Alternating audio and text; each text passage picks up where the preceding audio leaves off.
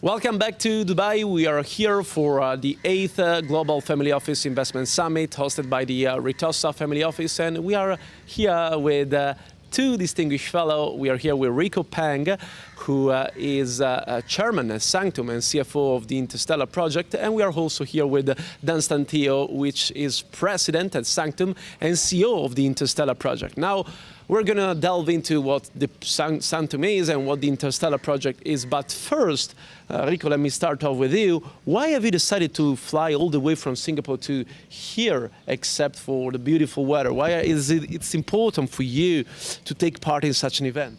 I think this is because this event is such a big event for the family offices globally, and which is why when we were invited, we were very honored to be here.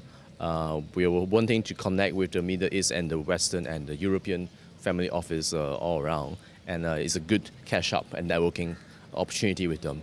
Dunstan, have you found this experience useful to expand your network of acquaintances and people that you have met in business? Definitely.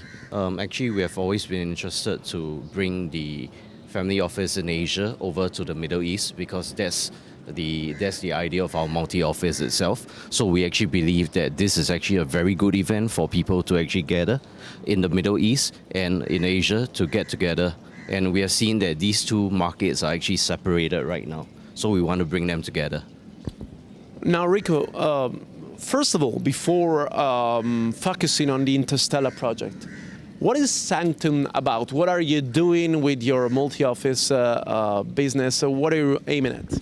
Well, basically, Sanctum, we are connecting all the family office. We work with a few family offices in Asia Pacific, and the game of our business is that we want to work with the most disruptive technology companies, where we want to invest and incubate them for long term. And we believe that the disruptive technology is the way to go in the next 5 to 10 years.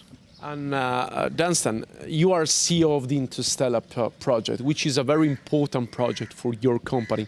What is this project about? Okay.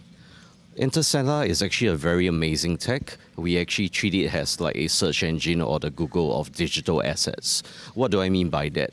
Naturally, two digital assets that have no way to connect with one another, people are not able to trade the two different assets. They are now able to trade via our AI, via our algorithm itself. The algorithm itself is called Pathfinder. So what Pathfinder does is this.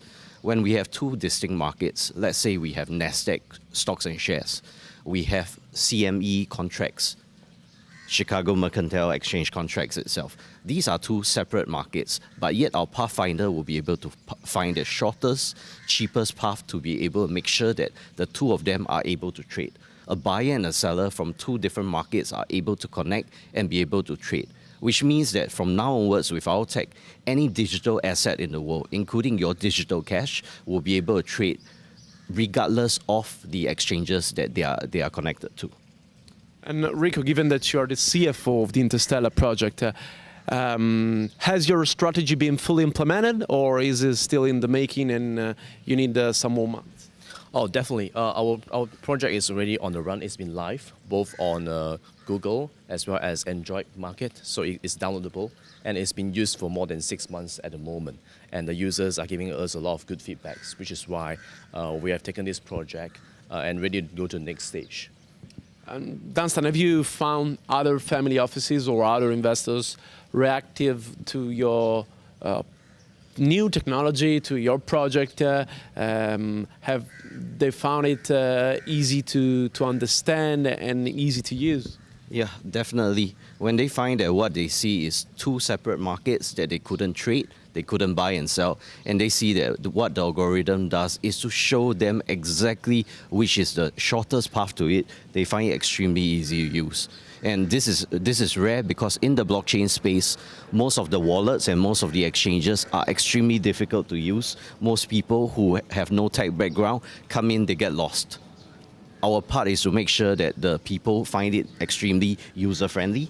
The UX is clean, easy for the rest of the people.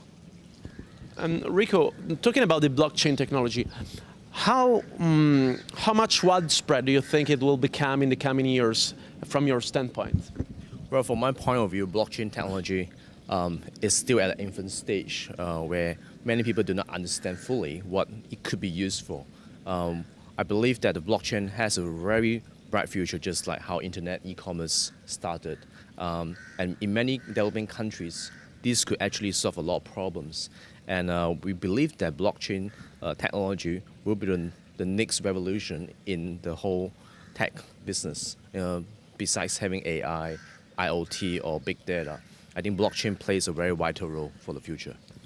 And lastly, Dunstan, to wrap up this interview, my last question concerns, given that the blockchain is still in its infancy, can you tell us a little bit more about how businesses can leverage the blockchain to increase their profitability? Okay. In most sense, most people misunderstand that blockchain is actually cryptocurrencies itself. But what I see is this. Blockchain can actually help to reduce their redundancy.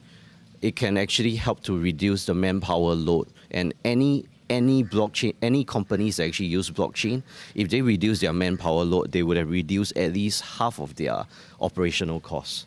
And that's just one of the advantages of blockchain. Next, because it's a trustless system. Trustless meaning that you don't need human intervention, which means that human emotions need not come in when decisions are being made. And that's a very important thing in certain business decisions, certain organizational values and such, because these can be hard-coded within the ecosystem itself. And that hasn't been done before by any tech on Earth. Well, thank you to our interviewees, Dunstan Theo and Rico Peng from Sanctum, and thank you for having watched us.